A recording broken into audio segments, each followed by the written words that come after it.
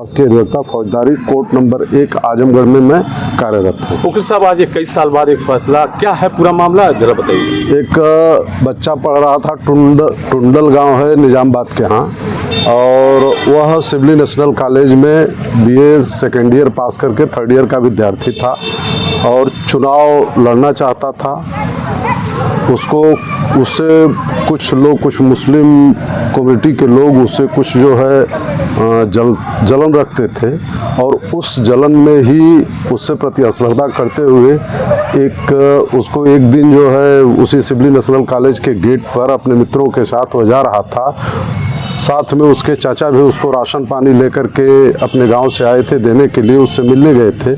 उसी समय लोग लाठी डंडा और कट्टे से 8 लोगों ने मिल करके उसको जो है मारपीट करके मृत्यु को पहुंचा दिया था।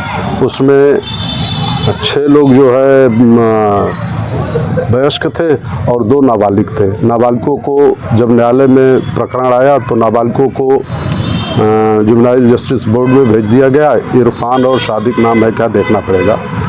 और शेष का ट्रायल हुआ और उसी ट्रायल में, उसी हत्या के मामले में इन लोगों को आज माननीय न्यायालय कोर्ट नंबर 1 द्वारा सजा दी गई। आज वकील साहब इतने दिन बाद 21 वर्ष बाद यह करना, क्या यह न्याय उसको उस आदमी जो मर चुका हम लोगों के बीच में, क्या किस तरह? देखिए, बड़ी ही यह प्रश्न आपका बड़ा ही गंभीर है, और इसमें हम यह कहेंगे कि प्रक्रियात्मक स्थितियां होती हैं और न्यायालयी कार्य इस तरह का होता है कि उसमें 2 पक्ष होते हैं। एक पक्ष थोड़ा जो है भागने के फिराक में रहता है, दूसरा पक्ष जो है उसको पकड़ने के प्रयास में रहता है। और थोड़ा बड़ा केस था, इसमें काफ़ी समय लगा और प्रयास निरंतर जारी था, कार्य चलता रहा और इसी कारण कुछ विलम्ब हो गया, लेकिन प्रक्रिया चलती रही और पेंडेंसी अधिक होने की वजह से यह स्थिति जो है बनती है।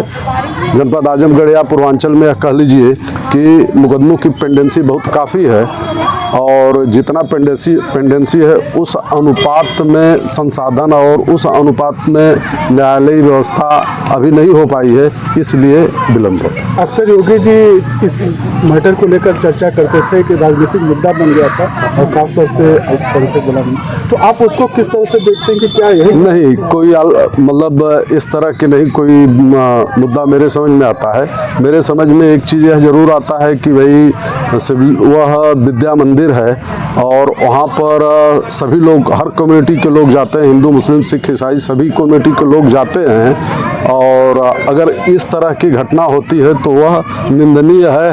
और माननीय मुख्यमंत्री जी हमारे इसलिए निंदा किए कि एक जो है विद्या के मंदिर में इस तरह का जघन्य कार्य कराया गया, इसलिए कम्युनिटी और कोई फिरका परस्ती वाली बात नहीं, बस इसलिए कि वह विद्या मंदिर है, वहाँ पर हर वर्ग हर कम्युनिटी के लोग जाते हैं और अध्ययन करते हैं, और वहाँ पर अगर इस तरह का जो है कार्य होता है तो वह निंदनीय है, नहीं होना चाहिए इस लोकतांत्रिक भारत देश में। वकील साहब, एक चीज़ जानना चाहूँगा, विपक्षों की तरफ से किस तरीके के एविडेंस पेश किए गए थे, किस तरीके से डिफेंस करने की कोशिश की गई थी, इस बारे में थोड़ा सा जानकारी चाहिए। नहीं, विपक्षियों के द्वारा जो है यह प्रयास किया गया था कि जितने गवाह आए थे सब गवाहों से जिरह की गई थी, जो प्रक्रिया है, और जिरह करने के बाद जो है अपना बचाव करने के लिए वह कुछ एविडेंस दिए थे, 313 जिसको कहते हैं, और एक जो है उसमें DW भी जो है दिए थे अपने को जो है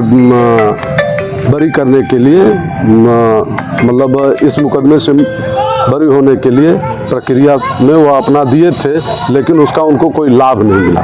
सजा के रूप में क्या मिल रहा है? सजा के रूप में उनको आजीवन कारावास और प्रत्येक को जो है 45,000 रुपये का अर्थदंड।